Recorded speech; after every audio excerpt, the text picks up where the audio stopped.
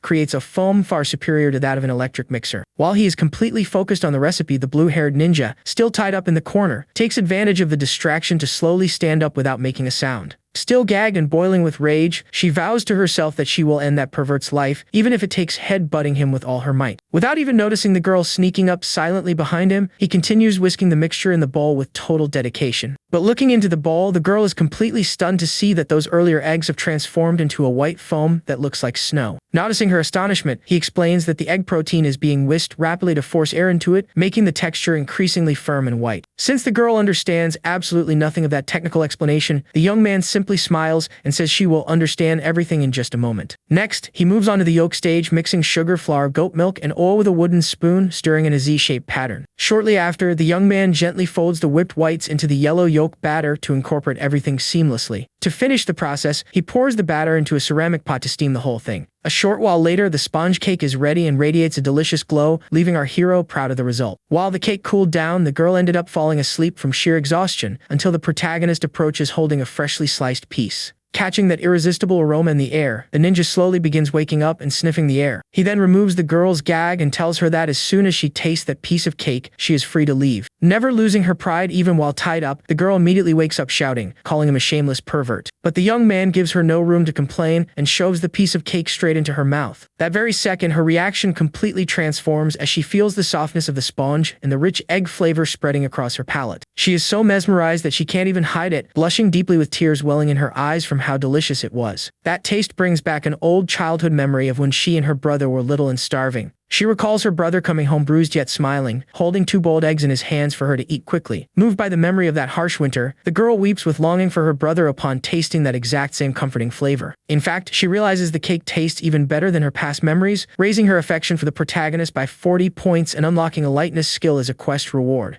Seeing that the skill, Divine Path of 100 Changes, cost only 10 points to activate at level 1, he learns the technique on the spot, knowing it will be useful for escapes and scouting. Looking at him with eyes gleaming with craving, Kiara drops her tough act entirely and earnestly begs to have another piece. However, the young man simply states that the cake is gone and that he won't be serving her anything else. Annoyed, the ninja points at the counter and accuses him of lying, since nearly the whole cake is clearly still sitting there. Leaning close to her face, the protagonist gives a sly smile and explains that the free samples are over and his cake is extremely expensive. Faced with that proximity and the tone of his voice, the girl gets super embarrassed and starts fantasizing about what he might be asking for in return. She imagines an absurd scene of herself dressed in provocative maid attire, humiliating herself and calling him master just to get more cake. Horrified by these thoughts, she screams that she would never sell herself for a piece of cake, leaving the young man completely baffled. As he begins untying the ropes around her hands, he asks what kind of person she took him for, explaining that not eating for free simply meant working for him. The girl remains suspicious and questions what he means by becoming one of his people, suspecting he still harbors bad intentions. Patiently, the young man clarifies that he wants to hire her as a guard and servant for the estate, promising delicious meals every month and a salary of 10 guan in coins. Proudly, Kiara stands up and strikes a dramatic pose saying she will never be a slave, making the protagonist think the recruitment failed. But she immediately changes her mind and grabs his hand tightly, setting only one condition: having sponge cake every single day. Thrilled by the generous offer of salary and food, the ninja excitedly shakes his hands and asks when they can sign the indenture contract. The day of the tea soup duel arrives, and Kiara promptly appears before her new master, announcing that the ham broth is properly prepared. Quite pleased with his new servant's efficiency, the protagonist smiles and approves her work. Looking at the girl, he notices her ninja attire is a bit plain, and thinks that in the future he needs to design a full-made uniform with stockings for her to wear. Next, he turns to Jinlian and instructs the young woman to mix the tea soup with the ham broth and milk, heating it over low heat until near boiling without letting it bubble over. Jinlian promptly agrees with the protagonist's instructions and focuses on keeping the preparation at the right temperature. While fanning the fire to control the simmer, she quietly reflects on the growing number of women arriving at the household, wondering when she will finally get pregnant. Firm in her goal, Jinlian resolves to make Dowling work even harder tonight, giving the young man chills from a distance without him even knowing why. On the other side, 2 of the concubines watch the scene and discuss finding new ways to capture his attention now that another girl has appeared. The calmer of the 2 reassures her friend, observing that the new girl has no romantic motives with the protagonist, as her eyes sparkle with far more passion for food than for him. And sure enough, in the corner of the room, the young ninja stands literally drooling with sparkling eyes from sheer anticipation to eat. Soon after, criers run through the county streets announcing the grand grand culinary showdown between Li Ping's emporium and the Wuti shop to the entire neighborhood, summoning everyone to the Lion Tower. Hearing the location of the clash, the protagonist recalls that the Lion Tower carries legendary historical weight, being the very stage where Wu Song defeated Simon Chung in the past. Filled with determination, he resolves to emerge victorious against Li Pinger in that very same arena today, showing everyone the true meaning of milk tea innovation. Right at the entrance of the Lion Tower, a colossal crowd gathers to secure the best spots so they don't miss a single detail of the event. Being squeezed by the sea of people, Hua Zixu curses in irritation and fervently roots for Wu Zhe's bankruptcy, plotting to seize his wives and concubines after the defeat. The courtyard is packed to the brim with curious onlookers, creating a buzzing atmosphere as everyone awaits the start of the duel. From atop the roof, the famous Sun Erniang watches the commotion with crossed arms, curious to discover what kind of tea soup can draw so much attention and cost so much money. Meanwhile, inside the local office, a guard suggests dispersing the crowd, but the magistrate prefers to allow the competition, viewing it as a refined cultural event and merely ordering order to be kept. Young noble Lady Wanner praises her father's initiative, noting the prestige of bringing in Su Gu, the renowned son of Master Dongpo and culinary connoisseur, to judge the contest. The magistrate clarifies that the distinguished visitor's arrival was a fortunate coincidence of fate, admitting he plans to leverage his brother Wu's fame to promote Yangyu County across the entire empire. Watching the competitors' preparations from the balcony, the magistrate waits in anticipation to see if the protagonist can prevail in this tough battle. Wanner shows absolute faith, asserting that Wu Zhe's culinary skills border on divine, assuring him that victory is practically certain. In the arena, the crowd cheers wildly upon seeing the famous Little Dongpo, the noble Su Go, take his place of honor to judge the local tea. Wearing elegant white robes and wielding a traditional fan, the respected Master Su Gu takes his official position as the duel's chief judge. Beneath the towering Lion Tower sign, everything finally falls into place for the region's most anticipated culinary showdown. The two competitors stand side by side at their respective stations under the watchful eyes of the judge and gathered crowd. With everything set on both sides, Su Go opens his fan and officially begins the culinary contest. Li Pinger begins her presentation with the milk tea dance, executing graceful, daring movements while holding the bamboo container. Displaying extreme flexibility and refined technique, she raises her leg into the air and pours the golden liquid from an impressive height with pinpoint precision. The male audience is utterly spellbound, charmed by the beauty, rhythm, and allure of the performance.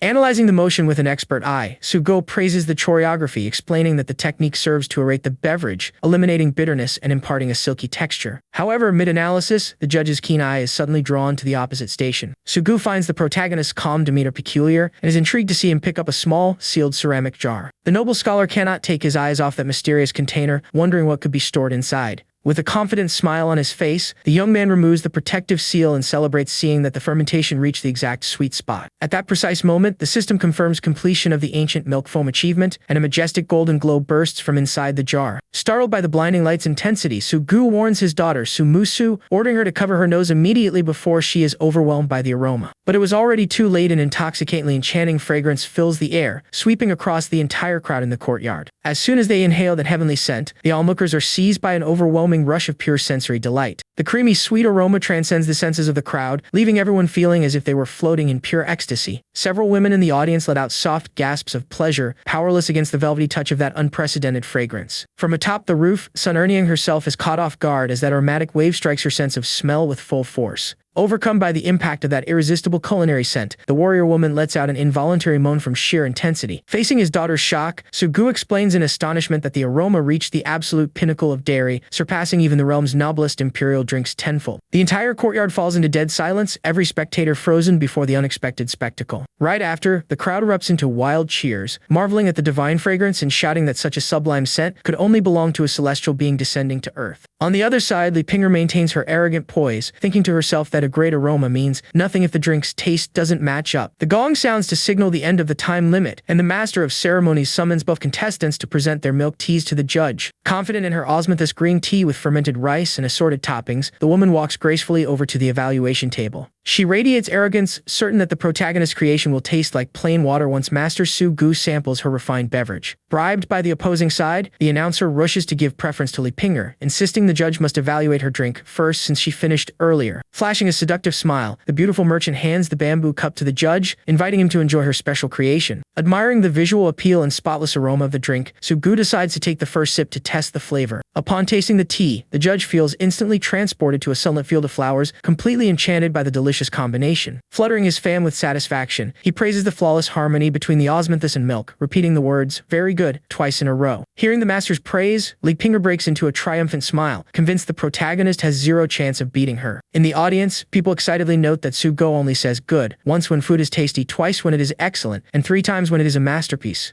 Hearing this, the protagonist's companions grow tense over the risk of defeat, but Chunlin maintains unwavering faith in her master's talent. Inspired by her confidence, Jinlian and the others begin cheering together in unison, rooting enthusiastically for the young man's victory. Confident in his own potential, the young man turns to his cheerleaders and flashes a victory sign with a relaxed smile on his face. Hidden behind a pillar, Hua Zixu rubs his hands maliciously, already plotting to seize Wu Zhi's shop and throw all his women into the street once he goes broke. Stepping up to the main table, the protagonist serves his cup of salted milk tea made with ham broth, topped with a velvety, glossy layer. Intrigued by that layer resembling a fluffy cloud atop the drink, Sugo asks what it is, and the young man explains that it is his famous milk foam. Curious about this novelty, the scholar picks up a small wooden spoon and samples just a tiny dab of the white foam. That very instant, the judge's eyes widen in pure shock as he tastes the deep richness and unprecedented creaminess of that flavor. Unable to contain himself, he drops the spoon, grabs the bamboo cup with both hands, and downs the entire drink in one gulp. The sensation is so overwhelming that Sugo's mind is projected into a surreal vision of a futuristic metropolis illuminated by modern skyscrapers. Totally disoriented amid the crowd of that advanced city, he learns from a local boy that he is in the legendary Shanghai of the future. Next, his consciousness ascends into the heavens aboard a glowing space elevator, heading toward planetary orbit. Gazing upon the grandeur of that nuclear fusion-powered civilization venturing to the moon, the noble is moved to tears witnessing the glorious progress of his nation. Bearing witness to the prosperous and peaceful future of his homeland fills the scholar's heart with an indescribable rush of patriotic emotion. Weeping with emotion, Sugu calls upon the spirit of his late father and bursts into joyous delirium, shouting the word superb 10 times in a row. Slamming both hands onto the table, the judge solemnly declares to the entire assembly that Wu Zhi is the undisputed winner of the duel. The audience is stunned by the historic verdict, shouting that Master Sugo had never praised a dish so many times in succession in his entire life. Standing under the sunlight, our protagonist celebrates his shop's absolute triumph, cementing his tea as the greatest in the entire Song dynasty. Utterly shattered by the humiliating defeat, Lipinger falls to her knees on the ground, unable to accept that she was bested like that. On the other side, Chunmi is beside herself with happiness, celebrating the achievement with open arms. Chunlin merely watches on with a quiet, calm smile, satisfied with having believed in the young man's potential from the start. Beaming with joy, the two beauties rush to hug the protagonist warmly, celebrating the crushing victory. Clinging to his chest, flushed with love and affection, Chunmi whispers her desire to bear a child as incredible as him. Chunlin also steps close with a shy, teasing look, hinting that their night together promises to be unforgettable. Joining the group, Jinlian smooths her gown and warns with a seductive gaze that he will have to put in heavy work in bed tonight. Impressed by the young man's talent, Wanner acknowledges Wu Yuzhi's culinary superiority and admits to her father that losing to someone of that caliber was no injustice. Meanwhile, Lipinger stands up in bitter resentment, demanding to know how a tea with a strange floating layer could beat her flawless recipe. Outraged by the outcome, Hua Zixu storms the arena screaming, accusing the protagonist of bribing the judges and threatening to leverage the influence of his palace eunuch uncle. Deeply insulted by the accusation, Master Sugu glares at the man with contempt, firmly stating that he will never tolerate slander from an eunuch's relative, vowing to take the matter straight to court. The entire crowd is outraged by the intruder's audacity, scolding him for insulting a respected master and demanding how he dares question the judge's honesty. Having no patience for the insults, the crowd pounces on Hua Zixu on the spot, delivering a collective beating to teach him to respect authority. Ignoring the chaos around them, our protagonist calmly approaches Lipinger carrying a tray in his hands. With a courteous smile, he offers the bamboo cup and invites her to taste his version of the drink to put the flavor to the test. Somewhat reluctant, the beautiful merchant brings the rim of the cup to her lips and takes a gentle sip of the special brew. Instantly, a magical, overwhelming sensation takes hold of her body, making her sigh amid a wave of pure sensory bliss. The unique flavor touches the depths of the woman's heart, causing involuntary tears to well up in her eyes. That comforting blend brings back a painful, distant memory of her humble childhood with her father. She recalls the days when her family starved up until the day her father returned with a steaming bowl of hot meat soup. The young girl remembers how overjoyed she was savoring that rare meal, lovingly offering the bowl to her father. However, weeping in despair, her father tearfully revealed that the money came from selling his own daughter, begging for her forgiveness. The little girl was carried away in eunuch Hua's arms, while her father fell to his knees in tears, pleading for her to survive. Snapping back to the present with teary eyes, Lipinger whispers with a trembling voice, deeply moved to relive that paternal warmth. Looking at the protagonist before her, the tender image of her late father seems to overlap perfectly with the young man's figure. Overcome with emotion, she rushes forward and hugs the young man tightly, calling him father, causing her affection for him to leap 30 points all at once in the system. Battered and crawling along the ground, Hua Zixu witnesses the scene and curses the woman in fury for embracing his rival like that. Unable to withstand his injuries and the public humiliation, the villain finally passes out on the ground, his soul nearly leaving his body. The young man gently steps back from Lipinger, acknowledging her talent and adding new toppings, but reflects that true reform requires far more than that. Pointing toward the birds flying across the open sky, he declares that genuine innovation is not about adding new ingredients to an old formula, but rather reboiling all the spring water to start a creation from scratch. Hearing that profound speech from the roof, Sun Erniang praises the young man's wisdom, increasing her affection for him by 15 points. Su Go and the magistrate are deeply moved by the depth of those words,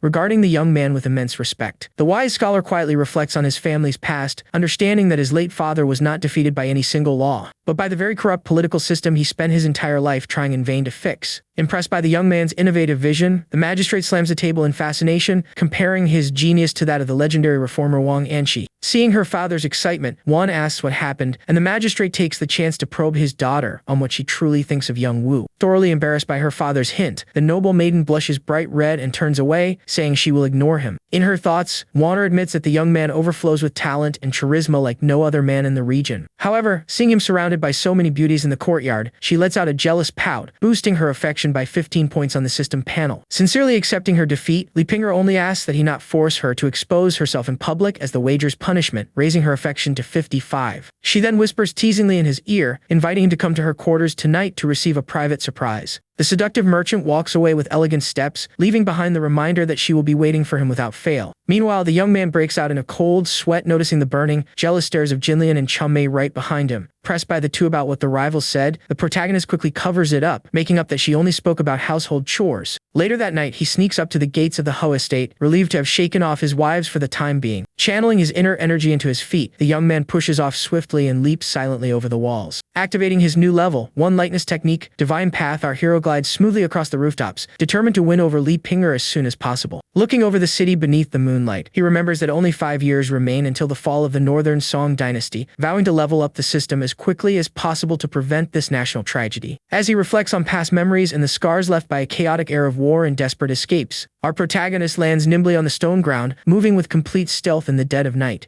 Wasting no time, he crosses the estate's quiet courtyard and heads up the stairs toward the private quarters. Reaching the entrance, he peers cautiously through the door and calls softly for Lipinger. Inside, he finds the woman in an intensely provocative pose, who immediately asks in a sultry tone why he didn't even bother knocking. She then mentions that he arrived at the perfect time, claiming her legs are sore and asking for support to help her stand up. The young man steps up behind her and gently holds her waist, asking if that is how he should support her. Capitalizing on the contact, she asks him to lie down on the bed to evaluate her posture, leaving the guy so flustered that he tries to mask his embarrassment with a technical explanation of how squats engage various muscles throughout the body. With his face completely red, our protagonist is stunned to realize the clear underlying intentions behind every single word she speaks. To top it off, Pinger bites her lip with a seductive gaze and warns that this is merely a sample of the interest she owes, telling him to lie on the bed so she can begin her special performance. A bit bashful, our protagonist agrees and goes to lie down on the bed, while the woman warns that she is already heading over to him. Climbing onto the mattress with a teasing look, she calls the young man DeLong and asks him to pay close attention to the exercises she is about to perform. Seeing the woman in that position right on top of him, the guy is completely frozen, not knowing where to look. Pinger asks if the movements are correct, while thinking to herself that given Wu Dai's ordinary appearance and short stature, manipulating him and wrapping him around her finger will be a piece of cake. Confident that she is in total control of the situation, she continues squatting and insists that he not take his eyes off her. But suddenly something completely unexpected surges toward her, catching the woman entirely off guard. An intense burst of golden energy erupts from below, illuminating the two of them and leaving Pinger in shock at what she just witnessed.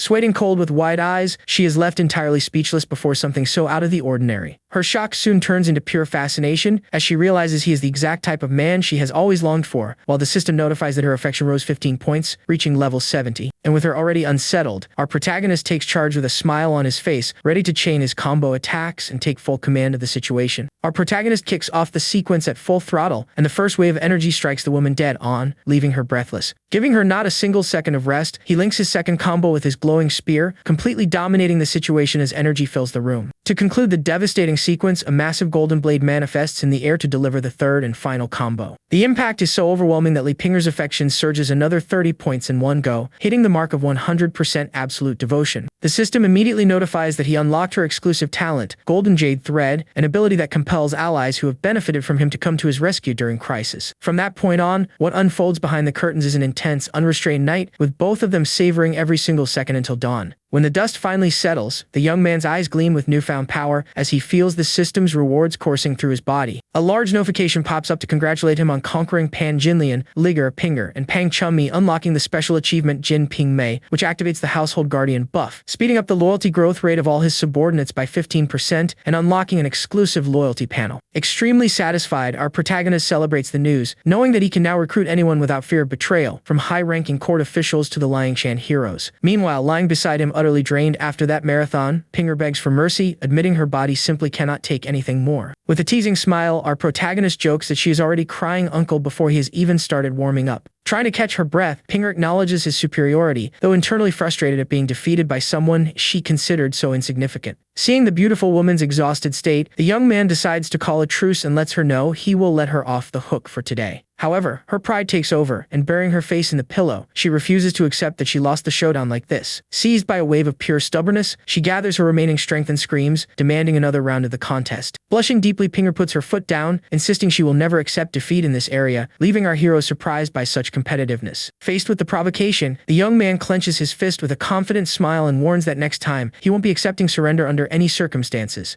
The next morning, a romantic atmosphere fills the quarters, with the two waking up embraced and relaxed beneath the sheets. Completely head over heels for him, the woman caresses the young man's face and affectionately confesses that after this night, she will never be able to part from him. But their private moment is abruptly interrupted when a maid knocks frantically on the door, warning that the master of the house has just suffered a grave accident. Getting out of bed, Pinger can barely steady her feet, her legs so wobbly that she playfully jokes it looks like it had rained in the bedroom after such an intense night. Still under the sheets, the young man gets her attention when he hears desperate shouting coming from outside the chambers. With her entire body aching, the beautiful woman gathers herself and walks slowly to the door to see what is happening. Meanwhile, our protagonist lets out a sly chuckle to himself, proud of the damage he caused the night before.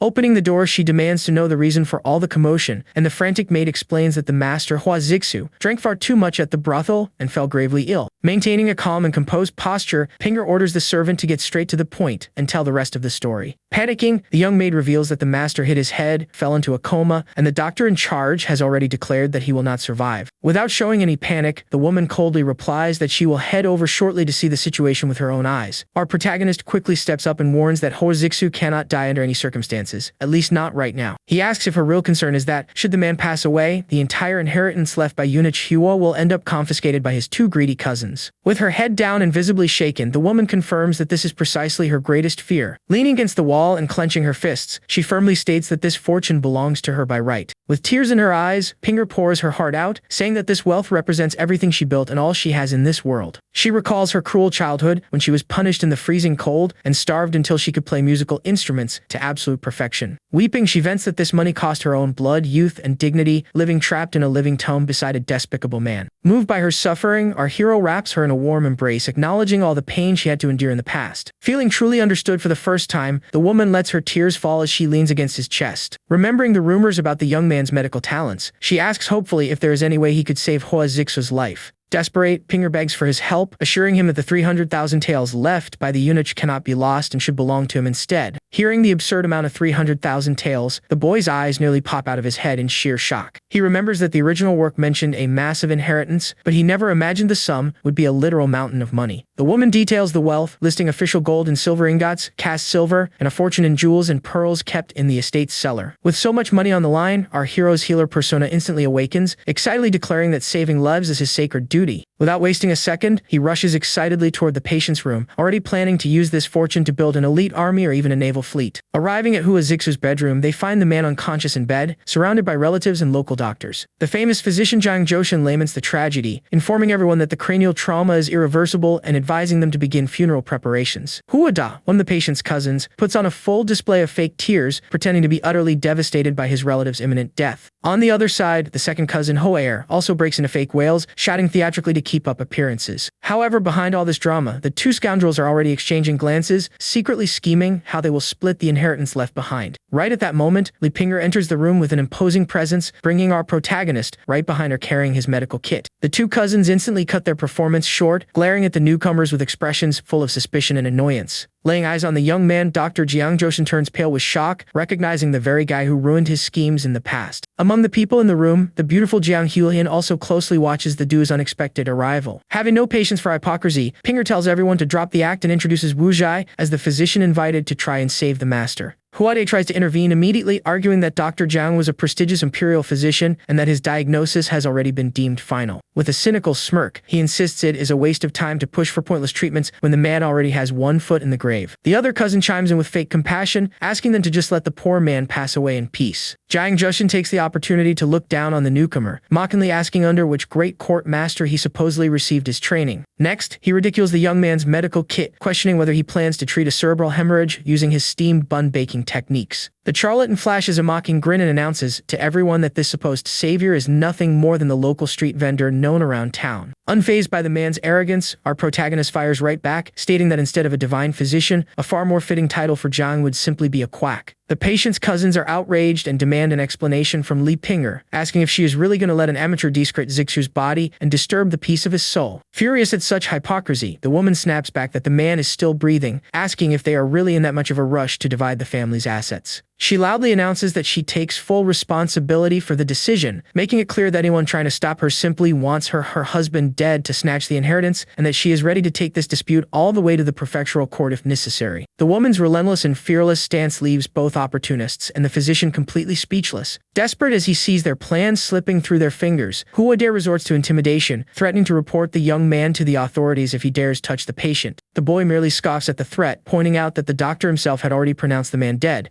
sarcastically asking if they plan to sue him for trying to heal someone they already gave up for dead. He then tells the fake doctor to wait outside to cool off, asserting that this supposedly incurable disease is nothing more than a simple fix for him, and asks Pinger to clear the room. Instantly, the lady of the house takes control and loudly orders the servants to throw everyone out immediately. However, looking at the mansion's staff, she notices that not a single servant moves to obey her command. Fearing future retaliation, the workers hesitate in complete silence, terrified of losing their jobs if they turn against the master's relatives. Seeing this, Huade shamelessly declares that as soon as his cousin dies, all possessions, estates, and women will belong to him and his brother, and anyone wishing to stay must follow their orders. Pinger trembles with rage witnessing the blatant audacity of the two scoundrels in front of everyone. Our protagonist calmly steps in and lays down the hard truth to the servants, asking if they truly believe they will get any reward from these two vultures instead of being discarded the moment the assets are divided. He points to the bed and tells everyone to open their eyes, reminding them that the true master has not died yet. To prove his point, he demonstrates that the man still has a faint breath, showing that his life can still be saved. The young man takes the opportunity to bring up Song Dynasty law, warning that servants who conspire against household masters to steal family property are punishable by death by hanging. Terrified by the severity of the law and the firmness of his words, the servants drop to their knees on the spot, desperately begging for mercy. Seeing the boldness and flawless grasp of the law displayed by the young man, Pinger is completely captivated, her heart beating faster for this extraordinary man. Overwhelmed with emotion from feeling so protected and supported, she can barely hold back tears of relief. Seeing the tables turn against them, the cousins try in vain to regain control, screaming at the servants to stand up and ignore the boy's words. Standing firm in her authority, Pinger reinforces that any disobedience from this moment on will be treated as direct treason, prompting the servants to take action immediately. Shoved out the door, Dr. Jiang and the cousins leave cursing, swearing they will go to court and accuse the pair of murder if Hua Zixu does not survive. With the room finally cleared, a beautiful young woman named Jiang Hulian steps forward and calls out to our protagonist. She apologizes for her brother's childish behavior, mentioning that she has heard of his medical feats and humbly asks for permission to observe and assist him. Right then, the system triggers a random brain surgery quest, promising 50 attribute points and the green bag sutra if he impresses the girl and raises her affection to 50. Our hero accepts her help, but warns that, due to strict hygiene protocols, she will need to change her clothes before they begin the procedure. Looking down at her own pristine dress that she put on just this morning, the young woman is thoroughly confused, thinking he is merely trying to make things difficult for her. Without wasting any time, the young man instructs Pinger to fetch clean clothes and boil water, while directing Hulian to tightly shut all doors and windows and spray vinegar to disinfect the room. Preparations kick into full gear as the patient's head is shaved and disinfected with iodine to prevent contamination.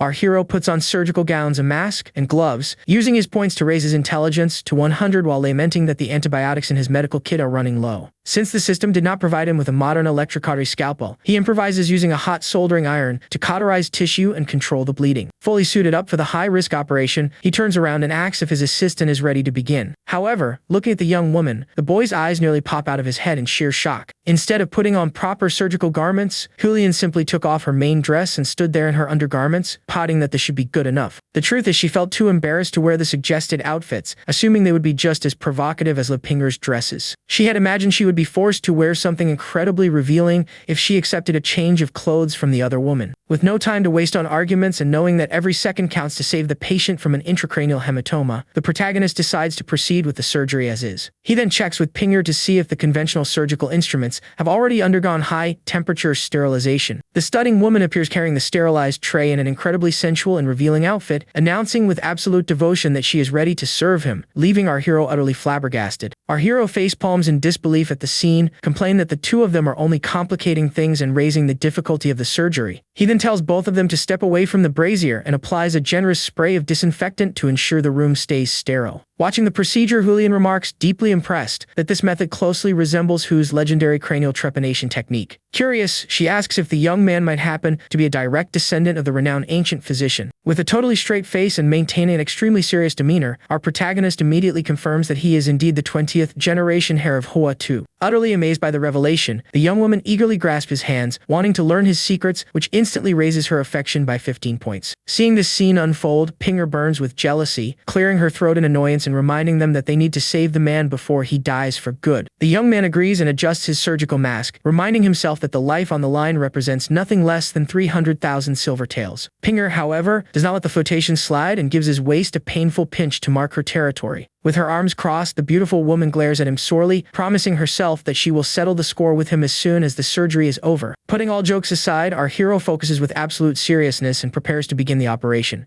With extreme precision, he makes the initial incision on the patient's scalp using the scalpel blade. Next, he retracts the tissue and applies surgical clips to control the bleeding, keeping his field of view completely clear. Using a manual cranial drill, the young man carefully penetrates the skull bone without causing any injury to the brain tissue. Beside him, Pinger holds the lantern steady, perfectly illuminating the area as he asks her to hold the position for just a moment longer. After sawing through and removing the cranial bone flap, he finally locates the massive hematoma dangerously pressing against the brain. Watching everything in total shock, Julian can barely believe that such an advanced and miraculous medical skill actually exists. The young woman's astonishment quickly turns into profound admiration, fully convinced that he is a true master, which boosts her affection to the 30% mark. Focused on the most critical phase of the surgery, the young man calmly asks his assistant to wipe the sweat forming on his forehead. Julian grabs a clean cloth and wipes his face with utmost care and tenderness. Filled with admiration, the young woman realizes how ignorant she was in the past and decides that from now on, she will do everything she can to learn true medicine by his side. With incredible expertise, our protagonist begins draining and removing all the accumulated blood clot from the intracranial region. He maintains unshakable focus, closely monitoring the immediate relief of pressure on the patient's brain. The two women watch every movement in absolute silence, tense and thoroughly impressed by his skill. The hematoma causing the coma is entirely removed and placed into the waste bowl. Our hero lets out a long sigh of relief and announces that the blood clot has been removed and the bone flap successfully repositioned. Without breaking his rhythm, he begins suturing the scalp with firm, precise stitches. Tying the final knot, the young man concludes the surgery, with the patient now showing a much calmer and more stable complexion. He explains that he will administer the antibiotic right away and that the man should show clear signs of improvement within 2 to 3 days. Silently, our protagonist clasps his hands in reverence to the anatomy masters of his previous life, well aware that without that foundation, he could never perform such a complex procedure. Relieved by the surgery's success, Pinger hugs him from behind and radiantly asks if their fortune is finally secured. Overjoyed, the lady of the house helps the young man carefully bandage the recovering husband's head. With the dressing properly completed, the patient remains in absolute bed rest. Curious to witness the miraculous result, Julian steps forward and places her fingers on Hu Zix's wrist to check his pulse. Instantly, the young woman's eyes widen in utter shock at what she feels. Impressed, she notices that the faint, dying pulse has vanished, replaced by a life force that is steadily surging back. Emotional to see that the man truly survived, the girl cannot contain herself and celebrates by hugging the protagonist alongside Pinger in pure euphoria. Completely flustered standing between the two half-naked beauties, the young man tries to brush off his embarrassment by saying it is only natural for the family to get excited. The young woman completely understands the reaction, noting that it is natural to show such relief when an entire fortune was at stake. Finally, our hero asks Julian to go to his house and inform his family that he will need to stay on duty for 3 days to monitor the patient's recovery. Impressed by the young man's tireless dedication and refusing to leave the patient's side for a single minute, Julian feels her respect for him skyrocket, raising her affection by another 15 points. face. As she leaves to deliver the message, the young woman reflects in awe on the nobility and generous heart of this true healer. Watching the bedridden man, our hero quietly calculates that this massive fortune will speed up his plans to build an army and a naval fleet by at least 1 year. He begins planning the purchase of a strategic military rank, while Pinger clings to him from behind, overcome with uncontrollable affection. Feeling slightly awkward, the boy asks her to stop teasing him while he tries to focus on Qingfeng Fort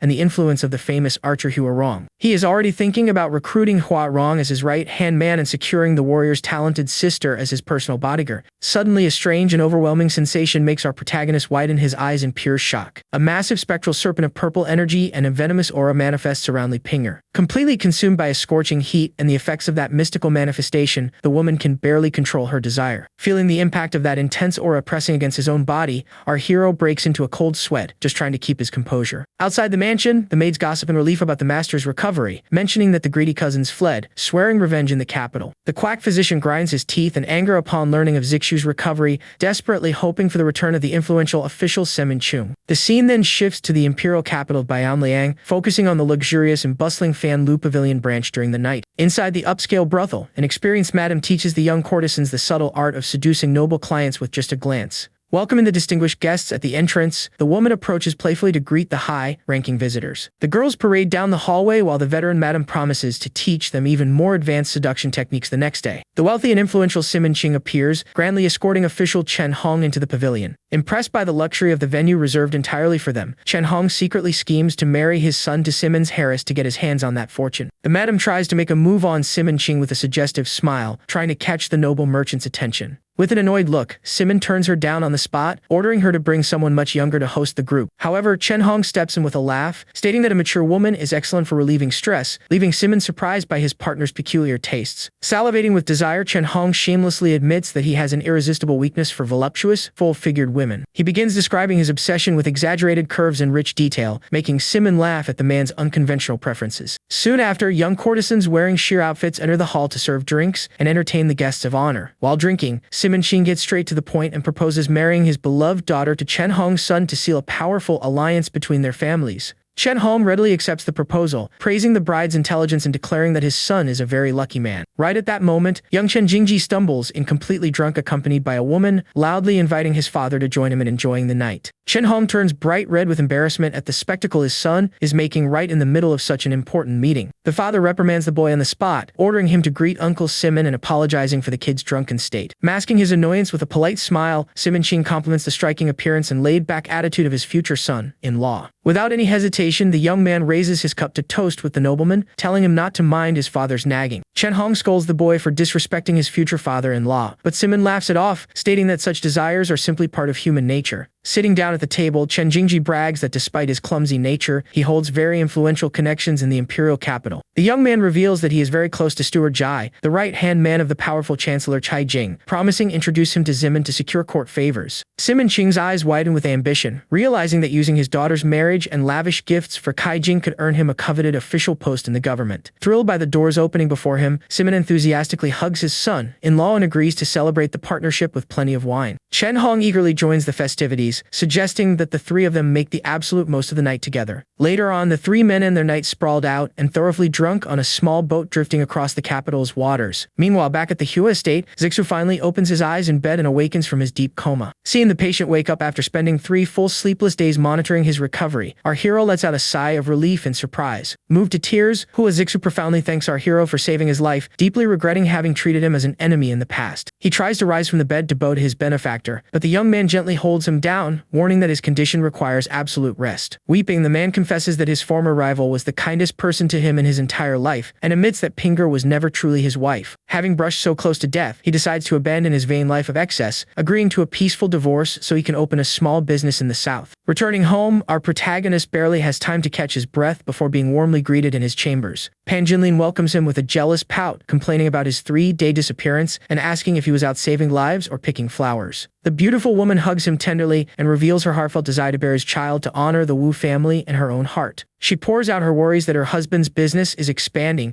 and that she fears losing her place once other women enter the household in the future. With tears in her eyes, Jinlian fears for her own future should she fail to give him a legitimate heir. Our hero dispels his beloved's insecurities with a passionate embrace, assuring her that he is already working hard to make that dream come true. Giving into that moment of pure warmth and comfort, the girl sighs happily in the arms of her true love. The couple's intimacy erupts into an overwhelming wave of pure passion that sets the entire night ablaze. Admiring his partner's radiant beauty, the young man warmly praises her, noting how she grows more stunning with each passing day. Blushing shyly, she flashes a sweet smile, saying that all of this is thanks to her husband's attentive care. Our protagonist gently caresses her face, promising to protect her forever, regardless of the matter of hairs. In his thoughts, he reflects on the suffering of women in that era and hopes his medical treatments will help her conceive. Touched by so much respect and consideration, Jinlian cannot help herself and seals the promise with a passionate kiss. She tenderly whispers, asking only that she never be forgotten as the years go by and her youth fades away. Later, while relaxing alone in the warm bathwater, our hero worries about the imminent southern invasion of the Jin army. He knows full well that in chaotic times peace never lasts, and that he needs to prepare quickly for the gathering storm. His immediate plan is to purchase the military post at Qingfeng Fort, where he can forge an alliance with the famous archer Huarong. He also plans to eliminate the threat of Simon Qing, rescue his brother Wu Song, and modernize the Song dynasty's firearms to strengthen his forces. With so many grand goals and responsibilities weighing on his shoulders, the young man lets out a long, exhausted sigh in the water. But the silence of his bath is suddenly broken when he hears soft footsteps approaching in the room. To his surprise, a maid emerges from the steam of the bath completely unclothed to attend to him. The young woman steps into the water, mentioned that Chummy has already fallen asleep and that she came personally to serve the master during his bath. In a shy yet provocative tone, she asks if he prefers his massage done with hands or with feet. Cornered and breaking into a cold sweat in the hot water, the boy can barely maintain his composure in the face of such boldness. The maid submerges into the water and surfaces playfully, confessing that she can no longer hold her breath either. A bit flustered by the situation, our protagonist asks for calm, saying he only wanted a peaceful bath to rest his head. Ignoring her master's modesty, the girl continues gently massaging his chest, asking if he is enjoying her touch. Unable to resist the temptation, our hero grits his teeth and finally admits that the massage feels way too good. The scene shifts to Simon Qing's mansion, introducing his shrewd second wife, Li Jiaoer, strolling through the estate's garden. The woman finds it strange that the first wife's intimate linens have not been sent to the laundry, noting a suspicious 5-day delay. Suspicious, she frowns, considering it practically impossible for her rival to be pregnant with Simon's child. She remembers clearly that her husband has not visited the matriarch's quarters in nearly 2 years because he despises her body odor. Intrigued by the mystery, Li Jiaoer calls the maid Yuanxiao and asks if any outside man has entered the mansion recently. The servant reveals that about half a month ago, the street vendor Wu Zhe came to the estate to deliver medicinal tea to the first lady. Piecing the puzzle together, the second wife flashes a venomous smile, uncovering the secret behind that delay. She then orders the maid to go to Wu Zhe's tea shop to summon him to the mansion under the pretext of checking on the mistress's health. Back in Li Jiaoer's chambers at the Simon estate, the quiet room conceals the second wife's most intimate secrets and plans.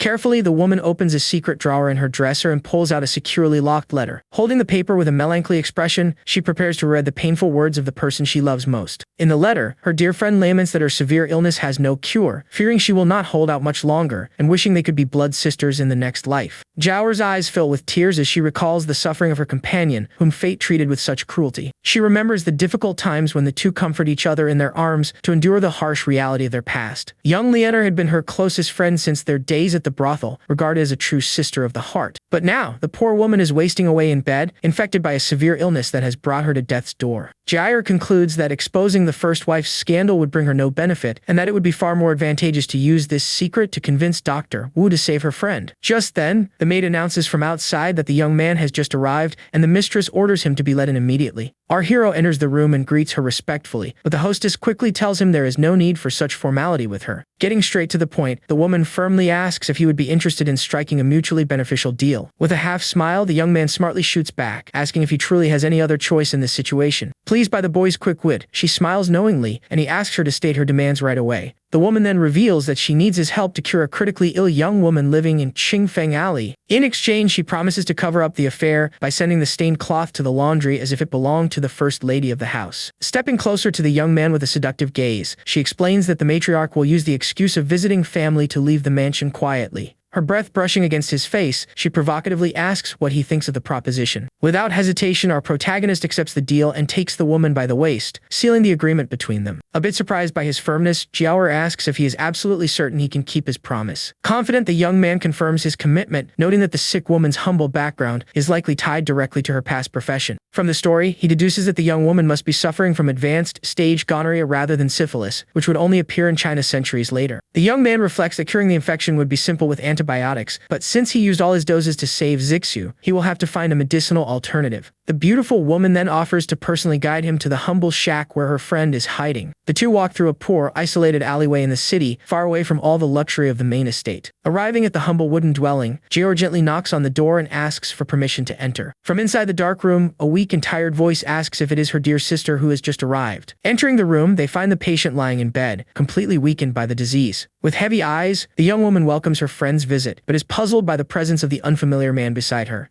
Examining her, our hero notices the girl's emaciated frame and realizes that the bacterial infection has spread to her bloodstream, affecting multiple organs. His expression turns grave, aware that her condition is critical and that any further delay will result in fatal systemic sepsis. Jiaoer calms her friend and introduces the young man, revealing that she brought a legendary doctor capable of performing true miracles. With a heavy heart, the concubine recounts how the two grew up together and were ultimately sold to the brothel by their own families due to unpayable taxes. She recalls the day the imperial tax collectors refused payment in grain sacks, demanding hard copper coins from the peasants instead. The corrupt official charged triple the amount under the pretext of transportation fees, demanding 6 full coins without offering any discount. When her desperate father protested the robbery, the guard arrogantly snapped back, stating that the common folk had a duty to pay for Chancellor Kai Jing's lavish birthday banquet. Without an ounce of compassion, the soldier drew his sharp blade to intimidate the helpless family. The man was threatened with immediate execution under false charges of rebellion if he failed to hand over the amount demanded by the guards. Back in the present, Jiaoer laments with deep sorrow that absolute poverty forced them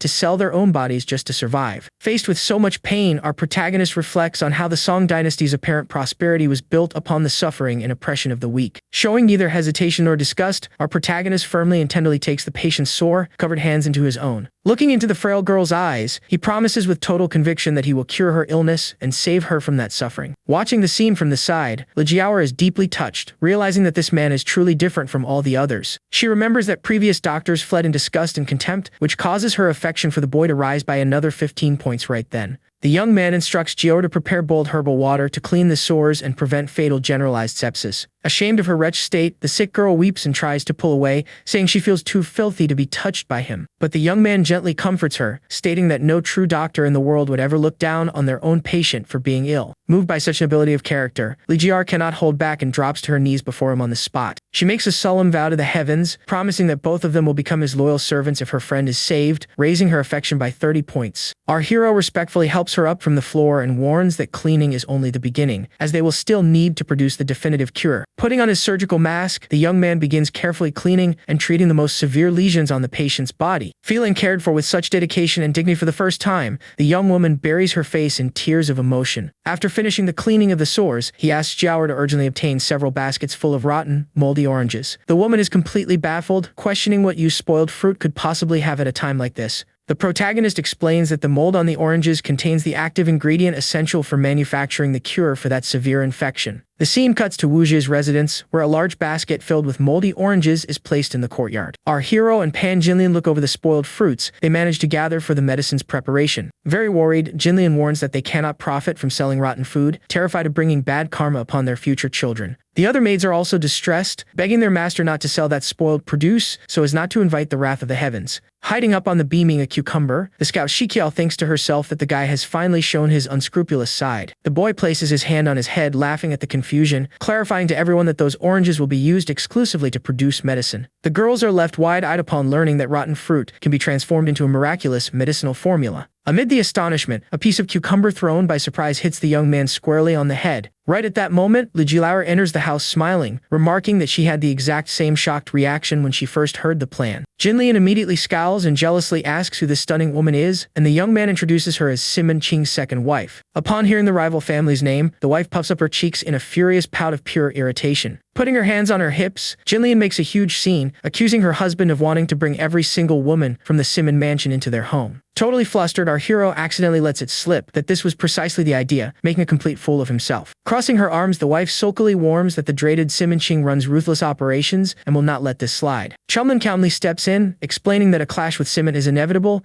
and that having allies inside that mansion is strategic. Jair takes the opportunity to add fuel to the fire, revealing in front of everyone that Simon's first wife is already expecting Dr. Wu's child. With a mischievous look, she steps forward and notes that her own loyalty also comes with a very sweet price. The woman clings to the young man and provocatively whispers that she is also fully willing to serve him body and soul. The news that the rival matriarch is already pregnant with his child strikes Jinlian and the maids like a devastating bolt of lightning. With tearful eyes and dropped jaws, Wu Zhi's partner nearly loses her mind over the revelation. Our protagonist firmly pushes the woman aside and assumes a serious tone, explaining that Simin-Ching is a predator who would covet the beauty of every single one of them. With a sharp gaze, he declares that he is merely striking first to secure an advantage before the enemy comes after his family. Li Jior confirms the threat, attesting that Simin-Ching would certainly kill the young man to steal his wealth and all of his women. The boy reinforces that eliminating this danger is vital not only for business, but for his plans to save the nation itself from collapse. Understanding the gravity of the situation, Jinlian resigns herself with arms crossed, saying that with so many women already in the house, one more will not make much difference. Our protagonist gathers all the women of the household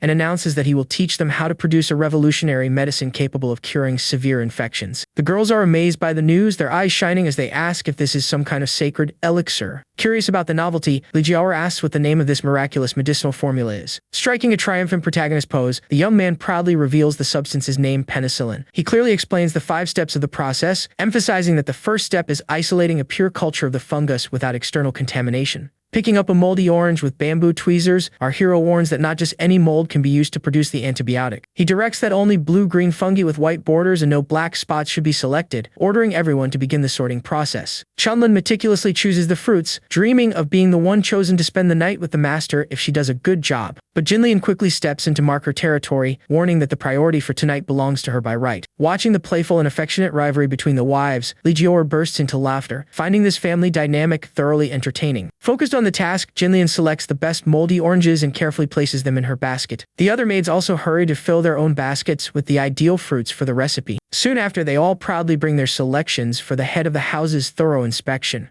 The beauties compete for the boy's attention, eager to know who did the best job gathering the fungus. Pleased with the results, the young man praises everyone's effort and kicks off the second phase of bacterial cultivation. Using a bamboo blade, he delicately scrapes the greenish powder from the peel into a clean bowl. The young man demonstrates how to spread the fungus of fresh orange peels and divide them into 4 samples to select the most resistant strain over 3 days. Chunlin understands the logic immediately, realizing that the goal is to multiply only the strongest strains of the microorganism. Impressed by the girl's intelligence, our hero gives her a tender kiss on the cheek as a reward. Seeing the affectionate gesture, Jinlian is consumed by jealousy and scowls with a massive pout of pure indignation. Noticing his wife's drama, the young man quickly hugs her from behind and showers her with compliments on her wisdom to calm her down. Feeling valued, the beautiful woman melts in his arms and returns the embrace with affection. A romantic and playful atmosphere takes over the house, with all the girls pampering the protagonist at the same time. Seeing that harmony, Li Jiao smiles warmly, hoping that she too will soon officially become part of that family. Our hero tasks Chummi with keeping the samples warm at 25 degrees in the incubator to isolate the pure strain within 10 days. Jinlian still lets out a jealous huff upon seeing the maid receive praise for the new responsibility. Late at night, lying in bed, the young man reflects on how penicillin will save thousands of lives from battlefield wounds, lamenting only the difficulty of mass production. But his thoughts are soon interrupted when Jinlian appears in the dim light with a look full of suggestive intent. While preparing for another round of affection, he plans his visit to Magistrate Gongsun to buy his official post and scout the ground against Simin-Chung. To complete the party, the other girls also climb onto the mattress, eager to vie for their beloved master's attention. Surrounded by so many beauties hungry for affection, our hero takes a deep breath and prepares for another long nocturnal marathon. The following day, dressed in an imposing martial arts robe, our protagonist arrives triumphantly at the Yanggu County Government Office. As he passes through the gates, an officer on horseback recognizes him and mocks his presence there. This is Sun Kai, the county military commander, who looks down on the young man, believing a simple merchant has no business being in a government building.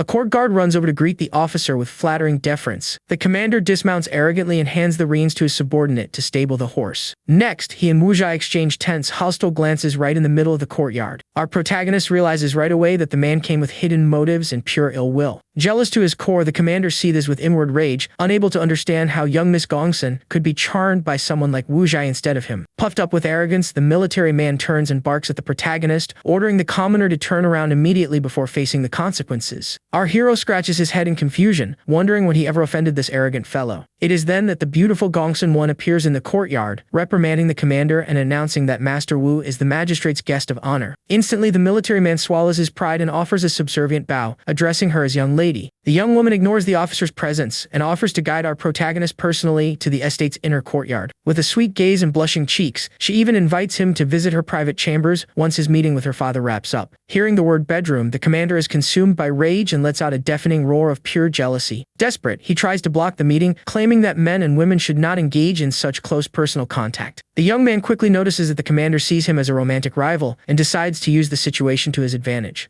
With a charming smile, he gently holds the young woman's hand and accepts the invitation on the spot, promising to assist her in whatever she needs. Seeing all that intimacy right before his eyes, the commander practically spits fire in sheer hatred and frustration. But the mood is cut short when a messenger arrives shouting that Dali village is being pillaged by an armed band of bandits. Our protagonist immediately goes on high alert upon hearing about the imminent danger threatening the helpless villagers. With complete coldness, the commander simply orders the city gates locked to keep the invaders from entering the fortress. Outraged by such cowardice, the young man demands to know why he will not mobilize his troops to rescue the villagers. The military man scowls with absolute disdain, claiming dismissively that the peasants are nothing more than insignificant bumpkins. He says without any remorse that their deaths do not matter as long as the city remains secure, making our hero boil with rage. At that exact moment, the system triggers an urgent quest, promising the legendary military treatise Wu Bai Zai if he saves the village. Activating 100 points of strength and physique, our hero leaps onto the commander's horse and gallops off at full speed to the rescue. The military man is left in shock watching the boy ride off with his own horse and official battle sword. Riding with relentless determination, the young man swears that if the soldiers will not save those people, he will do it himself. Seeing the young man's courage and nobility of spirit, Gongsun-won's heart races with pure infatuation. Completely captivated by his bravery, the young woman sees him as a true hero, raising her affection by another 15 points. Arriving at Dali village, our protagonist is met with a desolate scene of burning houses and total destruction. Witnessing the cruelty of the massacre with his own eyes, an uncontrollable fury takes hold of the young man's gaze. Dozens of innocent peasant bodies lie bloody and scattered across the devastated village ground. He rushes over to help a mortally wounded little boy, who tearfully begs for help to stop the unbearable pain. But before any can be given, the child's small hand falls limp and lifeless onto the soil. Holding the lifeless boy's body, our hero is overcome by profound sorrow and overwhelming fury. Trembling with outrage, he closes his eyes and clenches his teeth, unable to accept such malice and cowardice. Amid the ashes and screams of despair, the young man lets out a furious cry against the rot of this unjust world. Across the street, the criminals spot the young man and run over armed, mocking the fact that someone is still alive in the village. Gently laying the boy on the ground, our hero swears to avenge the little one's death immediately. With his eyes glowing crimson with pure bloodlust, he unsheathes the military sword with murderous intent. In a fraction of a second, he charges forward and slices the first bandit in half with a devastating flaming strike. Meanwhile, inside an abandoned house, 3 other criminals ransack the place in search of valuables and victims. Hiding in a dark corner, young Yulin trembles from head to toe, terrified as she watches the invaders draw near. The bandit leader Wang Day discovers the girl's hiding spot and flashes a repulsive grin upon noticing her beauty and vulnerability. The other bandits salivate with lust, cheering the discovery of the helpless young woman inside the shack. The villain charges at the girl and pins her to the floor, completely ignoring her desperate cries for help. Tearing the young woman's clothes without an ounce of pity, the monster orders his henchman to hold the victim down so he can begin violating her. A henchman comes running into the shack and warns leader Wang Da that a caravan carrying a stunning young lady was intercepted at the village entrance. The bandit boss celebrates their great luck, already planning to loot the riches and take the girl as a bride for the mountain leaders.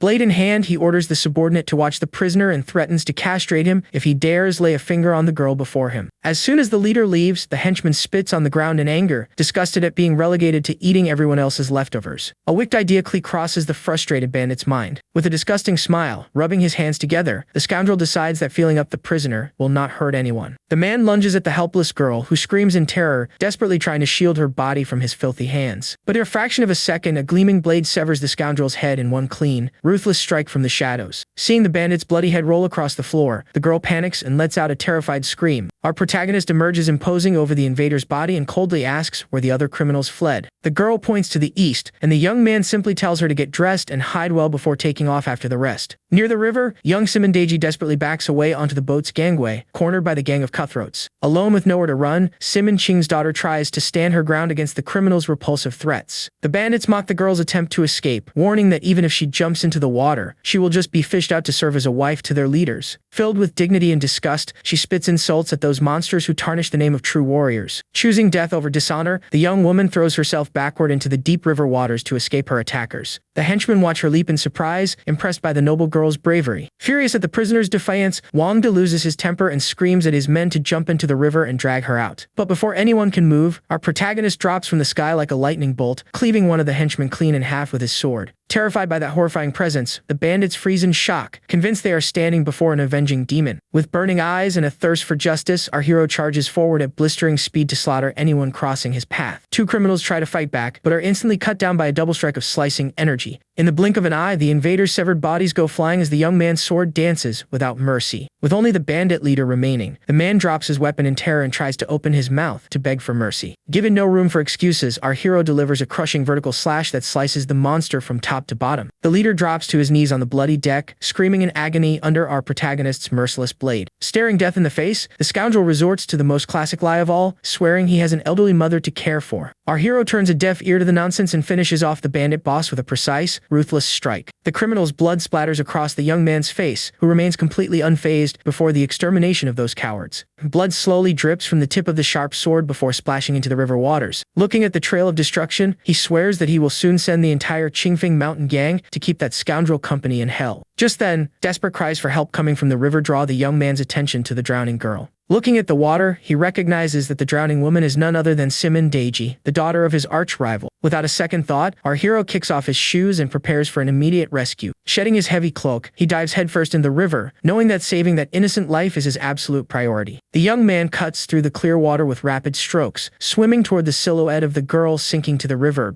Already unconscious from the lack of oxygen, the young lady drifts helplessly toward the dark depths. Her eyes slowly close as the last bubbles of air escape her lips. But our protagonist swims at top speed, refusing to let her be swallowed by the current. He finally reaches her and wraps his arms firmly around her, determined to bring her safely back to the surface. Our hero propels his body through the deep water, bringing the unconscious girl toward the sunlit surface. Breaking the surface with the girl in his arms, the young man gasps for air and quickly swims to the shore. He lays the young woman on the wooden deck and gently pats her cheeks, trying to wake her from the drowning. As an experienced physician, he quickly checks the victim's chest for a few seconds to verify if she is still breathing. Wasting no time, the young man begins first aid by clearing any mud and sand from her mouth and nose. With gloved fingers, he carefully removes the debris blocking the patient's airway. Next, he gently tilts the girl's chin back to open the airway to her lungs. Pinching her nose shut, he leans in to perform emergency mouth-to-mouth resuscitation. Our hero blows air directly into her lungs with 3 deep, consecutive rescue breaths. Maintaining unshakable focus, the young man pours all his effort into getting oxygen circulating through her body. He positions the heel of his hands at the center of her breastbone to begin chest compressions. With firm pressure and a steady rhythm, he compresses the young woman's chest roughly 5 centimeters with each pump. After 30 intense compressions, he calls out to the girl, hoping she will respond to the stimuli. Right at that moment, military commander Sun Kai appears with his guards, loudly accusing the young man of taking advantage of the woman. Outraged by the slander, our hero fires back that he is simply saving the life of a girl who just drowned in the river. Proving the rescue is a success, the young woman lets out a violent cough, expelling all the swallowed water and regaining consciousness. Even seeing the woman awake, the commander draws his sword and threatens to execute the young man, pretending to mistake him for a criminal. With a malicious grin, the officer schemes to frame the young man as an abuser just to avenge his jealousy over Miss Gongsun. Magistrate Gongsun arrives at the scene, and the commander lies shamelessly, claiming he led his soldiers to annihilate all the bandits. He points his finger at Wu Zhui, accusing the young man of molesting the victim, while our hero drapes a cloak over the woman's body to protect her. Making exaggerated, ridiculous gestures, the military man fabricates that the boy forcibly kissed the victim and asks for permission to arrest him. Still dazed and clutching the cloak against her chest, Simon Deji is startled by the storm of unjust accusations. Our protagonist stands tall in front of the maiden with his chest out, ready to shield her from the officer's arrogance. The noble young woman watches the young man's broad back, feeling her heart race for the man who saved her from death. A mocking voice from high up in a tree cuts through the silence, ridiculing the officer for twisting the truth so brazenly. The commander is startled by the sudden interruption and looks up into the branches, searching for the source of the mockery. Just then, Sun Erning appears, the legendary outlaw warrior sporting a provocative combat outfit and an overwhelming presence. With extreme agility, the beautiful outsider leaps from the tree and lands gracefully right in the middle of the clearing. Walking fearlessly toward the military man, she mocks the hypocritical stance of those who call themselves Song Dynasty authorities.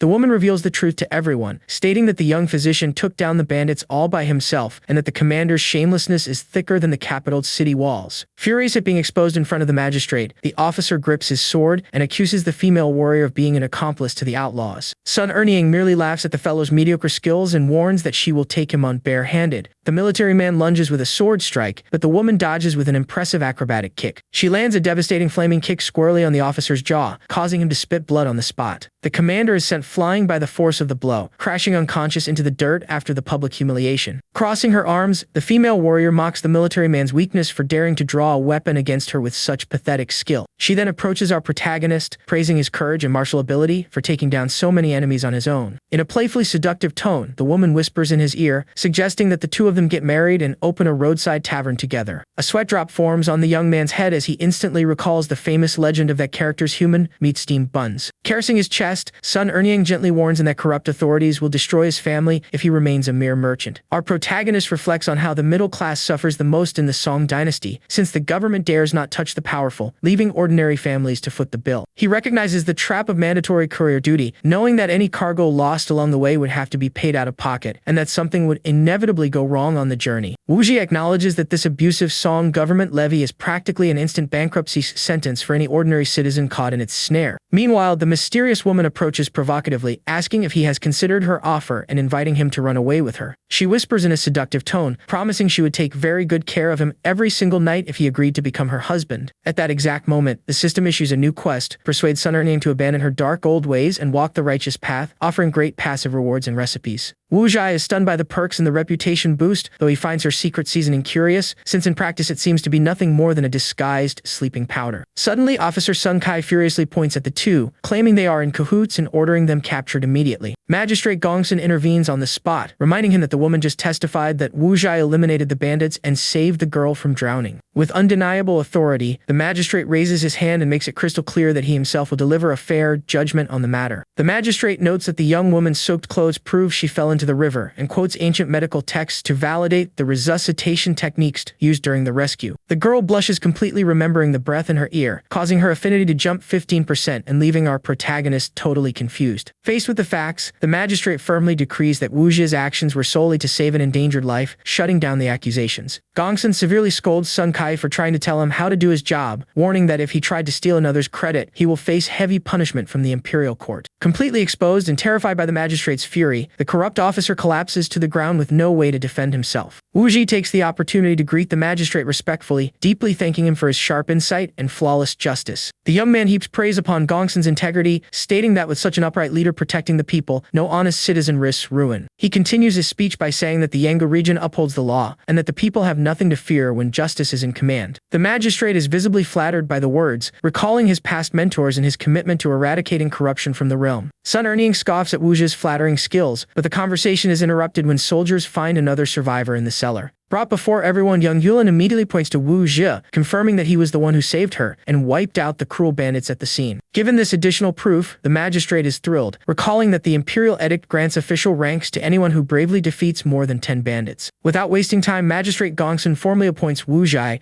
as the new acting county constable to oversee arrests and enforcement in the region. In addition, he orders Sun Kai's immediate suspension for incompetence and false accusations, leaving him to await final judgment from the imperial court. Wu Zhi humbly accepts the new position, thinking to himself that this role will be perfect for gaining experience before purchasing an even higher rank. Before concluding the matter, the young man offers a respectful bow and asks for permission to make a somewhat bold request of the magistrate. He proposes formally recruiting Sun Erniang to serve as a patrol officer alongside him, recognizing her background and formidable strength in the martial underworld. Sun Erniang is surprised to realize that this young man knew exactly who she was the entire time. Magistrate Gongsun hesitates thoughtfully, commenting that there has never been a precedent in the dynasty for a woman taking the post of patrol officer. Wu Zhi argues with conviction that a great sage once said women also hold up half the sky. Gongsun looks puzzled and asks which classic book that quote came from, making our hero awkwardly realize he is still in the ancient Song dynasty. Brushing off the slip-up, Wu Zhi cites the historical example of the respected Lady Shi, who commanded border military affairs even without a formal title. He emphasizes that the position should focus on martial capability and combat experience, rather than merely the gender of whoever fills the patrol slot. Sun Erniang listens intently to the speech, deeply moved to see someone value her abilities above all social conventions. Feeling as if a new life purpose has emerged, Sun Erniang's affection for Wu Zhi instantly climbs by 15 points. Persuaded by the solid argument, the magistrate approves her temporary appointment as an officer, promising to seek imperial confirmation if she performs well. Highly satisfied with his plan's outcome, Wu Zhi gives another solemn bow and thanks the magistrate for the great opportunity granted. Gongsun hands over the rest of the operation to Wu Zhi, leaving 2 support guards to assist him while he returns returns to the city with the rescued woman. With everything officially settled, our protagonist takes Sun Erniang by the hand and pulls her along to begin their new duties right away. Still a bit awkward with this new reality, she hesitates slightly, remembering that she spent her whole life accustomed to the total freedom of the martial underworld. Wu Zhai reasons with Sun Erniang that, given her immense martial strength, her presence as an officer will provide invaluable protection for the county's people. The young man goes further and reveals his true ambitions, stating that the dynasty is rotten and that instead of hiding in the mountains, they should amass power to change the world. He confirms his grand vision with a confident smile, determined to press ahead with his bold plans for the future. Charmed by the bravery and daring of the plan, Sun Erniang excitedly jumps into his arms, raising her affinity for the protagonist by another 15 points. In a teasing tone, she asks if he will still want her to open a mountain tavern or if he agrees to support her, receiving an immediate yes. Suddenly, the woman gets a sharp look in her eye and enthusiastically declares that they need to go even further, fighting all the way to the capital to seize the imperial throne.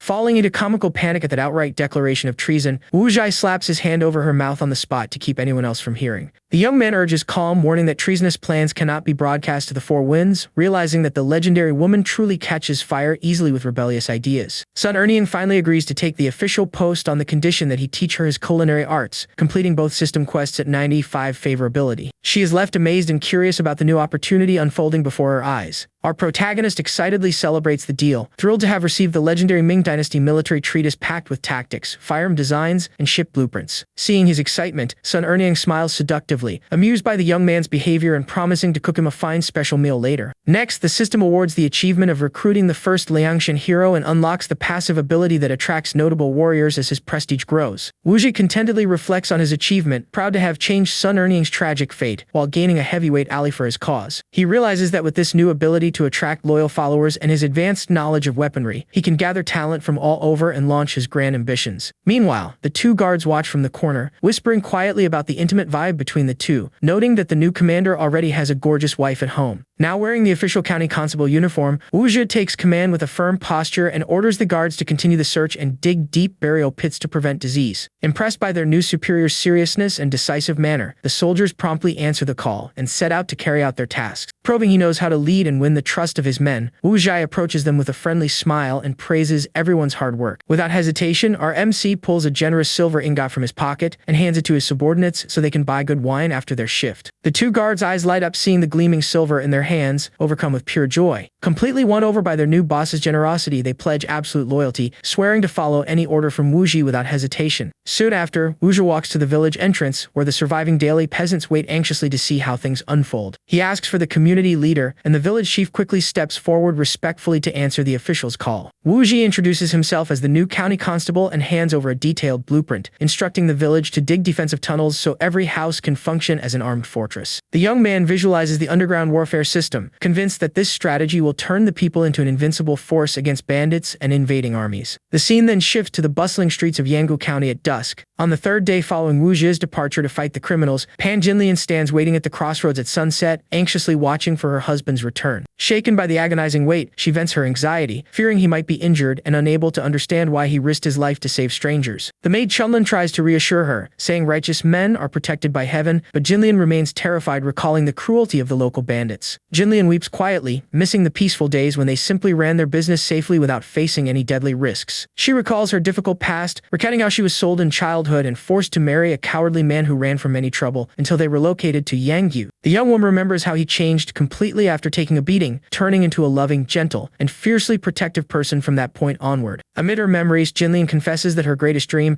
is simply to live in peace with her husband and have children to build a happy, secure family. Suddenly, the maid beside her looks down the street and excitedly announces that someone important is arriving through the city entrance. Residents begin gathering on the sidewalks full of admiration, excitedly talking about Wu Zhi's heroism and taking down more than 10 bandits single-handedly. Our protagonist appears mounted on his horse, wearing the ceremonial gala uniform adorned with a festive rosette, sporting a proud and satisfied expression. Recognizing her husband returning safe and sound, Pan Jinlian does not think twice and dashes toward him down the middle of the street. Wu Zhi dismounts and catches her tenderly in his arms, while Jinlian breaks down in tears of relief, pouring out the anguish of the past few days. Overwhelmed by emotion, she weeps and begs him to give up the dangerous post and return to running the shop, terrified of a tragedy happening to the man she loves. Wu Zhi understands his wife's concern, but explains that he could not simply ignore the cruel atrocities committed against defenseless people. He shares that the bandits spared not even children, reiterating that he took the guard post with the sole intention of protecting the citizens of Yanggu. The maid Chunlin remarks that he acts like a blessing sent from heaven, while Jinlian pours her heart out, saying she could not bear losing him. The young wife tenderly insists that his safety must always come first above everything else. Wuzhe tries to lighten the tense mood with a joke, pretending to wipe his eyes and saying those sweet words nearly made him cry. Immediately after, the young man turns to the women and formally introduces Sun Erniang as the county's newest patrol officer. The mood shifts instantly, and Jinlian puts on a dark, jealous expression, sarcastically congratulating her husband for bringing yet another beauty home. Completely flustered, Wuzhe tries to justify it by explaining that his colleague will only stay for a few days because the garrison is full of uncouth men.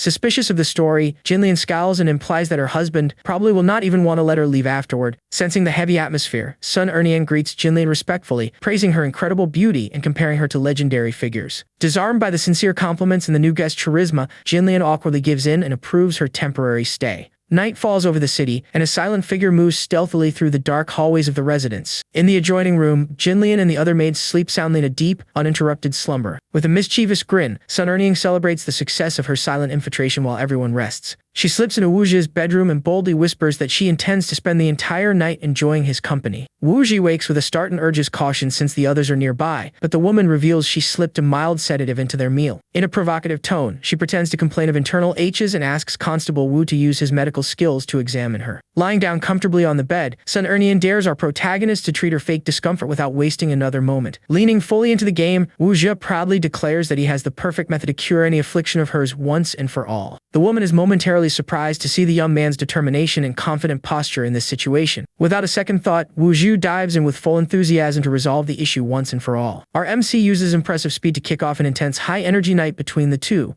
Next door, Old Lady Wang is puzzled by the sudden noise and movement coming from the neighboring roof while sipping her tea. The intensity of the moment proves overwhelming, leading Sun Erniang to admit to herself that she can barely keep up with his pace. Seeing the result of his efforts, Wuzhe asks with a triumphant grin if the special treatment has already started taking effect. Thoroughly exhausted and amazed, the woman sighs in relief, confessing that her discomfort has been cured to perfection. Surrendered to the young man's charisma and strength, Sun Erniang declares with total devotion that her loyalty will belong to him forever. The system notifies him that her affection has reached the maximum level of 100%, unlocking unique martial combat talents. The scene shifts abruptly to the Simon mansion, where the crash of a shattered vase echoes furiously through the main hall. Simon Ching appears enraged, roaring in disbelief upon discovering that a lowly tea vendor had the audacity to touch his daughter. He accuses young Simon Deji of allowing that intimacy on purpose, while she weeps and begs, swearing she had passed out. Blinded by rage and tarnished honor, the man refuses to listen to the girl and raises a heavy punishment rod against her. He rants that the family's reputation was publicly ruined by the kiss, and that his prestige in the city has become a laughingstock. Showing zero compassion, the tyrant delivers a merciless strike against his daughter, ignoring the fact that the court deemed the whole thing a rescue. Enraged by the public embarrassment, he screams that all his social climbing plans with noble families have been ruined because of her. Struck with violence, Simon Deji cries in pain on the floor and desperately begs her father to stop the brutal punishment. Crawling across the floor, the young woman clutches his leg in despair, trying to soothe the patriarch's uncontrollable wrath. Her face covered in tears and blood on her lips, she continues begging for mercy in the face of the cowardly assault.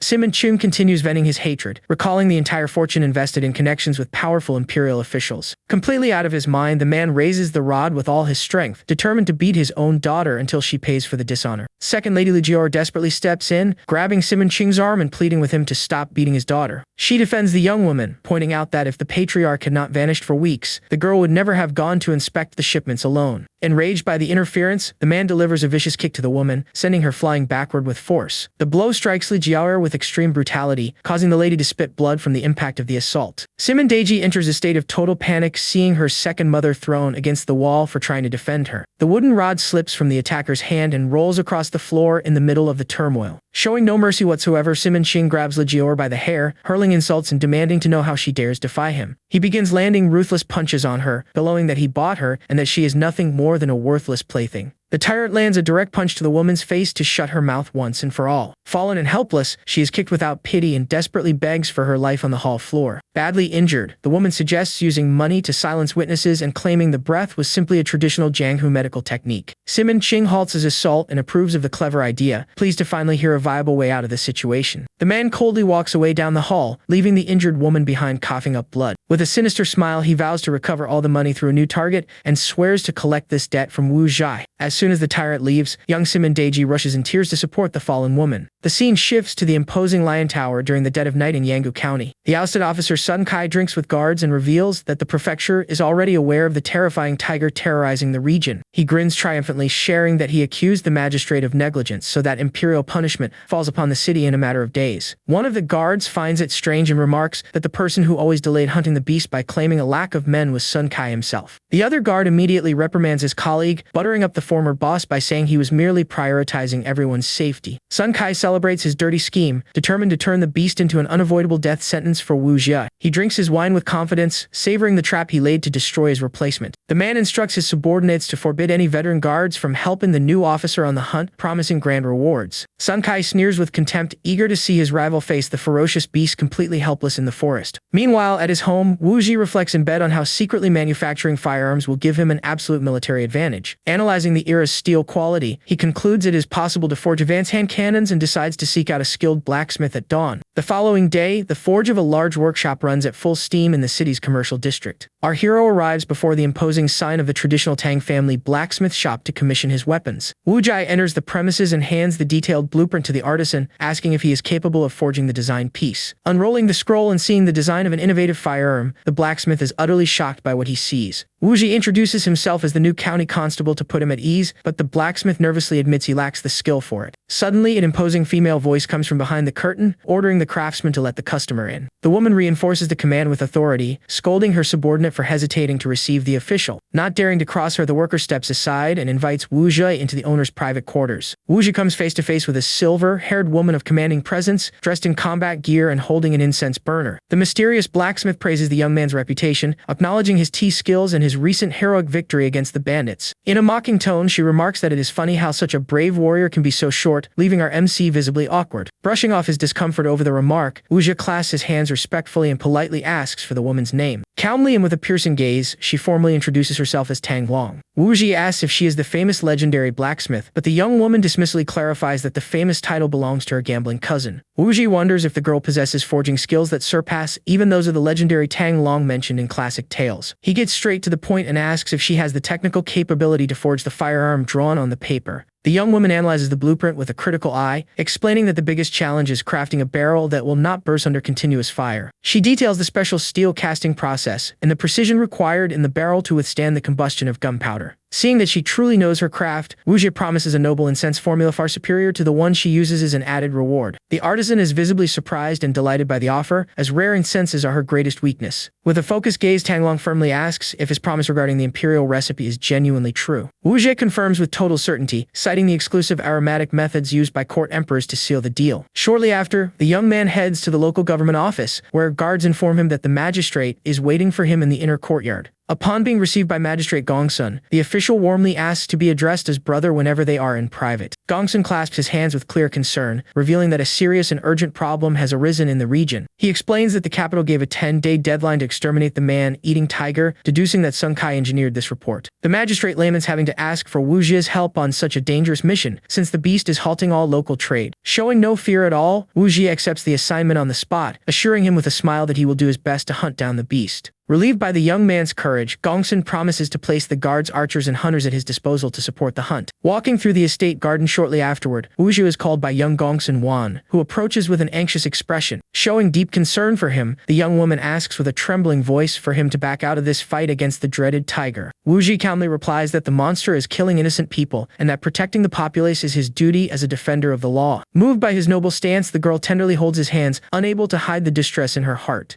Wu Jie smiles and tries to comfort her lightheartedly, jokingly saying that the tiger is nothing more than an overgrown cat. The young man notices her nervousness and asks in a gentle tone what the real reason behind so much desperation for his safety is. Unable to hold back her feelings any longer, Gongsun Wan looks deeply into his eyes and openly confesses that she is in love with him. The young woman recalls the days of anguish when he left to face the bandits, revealing that it was his bravery that captured her heart. She steps closer shyly, whispering that her only desire is to stay by his side for a long time to come. Wu Jie tries to point out his short stature, but the girl immediately replies that she does not care about that at all. He notes that he only holds the temporary post of constable, title, and she firmly repeats that titles mean nothing to her. Our hero further points out that he already has wives at home, but the lovesick girl firmly reaffirms that she does not care about the past. Seeing her determination, Wooju smiles contentedly and embraces her tenderly, as the girl tells him her only wish is to always be with him. The romantic moment between them is suddenly interrupted by a forced cough coming from the end of the veranda. Sun Erniang appears leaning against a pillar, sarcastically remarking that she seems to have arrived at quite an inconvenient time. With total composure, Wooju smiles and fires back that she arrived right on time to meet his new partner. Gongsun-won greets the newcomer with all the grace and respect of a high society young lady. A bit taken aback by the situation, Sun Erniang jokes that she will give him a break before he faces the danger on the mountain. Our MC confidently wraps his arms around both their waists, promising to take care of them both as soon as he returns victorious from the hunt. Moments later, Wujai appears on the city streets leading an imposing hunting hound to assist him in the search. Aware of the danger posed by a beast of that size, he plans to use the dog scent tracking, homemade grenades, and his hand cannon to take the creature down safely. Confident in his military strategy, the young man goes shopping to refine his gunpowder and manufacture his own assault explosives. Meanwhile, a loud and chaotic uproar draws numerous onlookers in front of the gates of the traditional Yang estate. The cruel Madame Yang screams hysterically in the middle of the street, accusing the young widow of being a cursed woman who caused her own husband's death. Facing harsh public accusations, the beautiful Mangyulu remains silent, dressed in mourning clothes with a look of deep sorrow. Watching everything from hiding, Simon Ching smiles smugly, seeing that the 50 taels paid to the Yang family aunt yielded the planned scandal. The villain plans to propose marriage the moment the widow grows desperate to protect her assets, forcing her to submit to his whims. Unaware of the setup, the old woman shrieks uncontrollably in the street, accusing the young lady of cursing her nephew to death. At the peak of her fury, the woman's eyes widen in shock as she feels a sudden, piercing pain in her chest. Abruptly losing her breath, she clutches her heart in desperation as her strength drains away before everyone. The elderly woman collapses lifeless onto the cobblestones, instantly spreading panic and chaos among the surrounding pedestrians.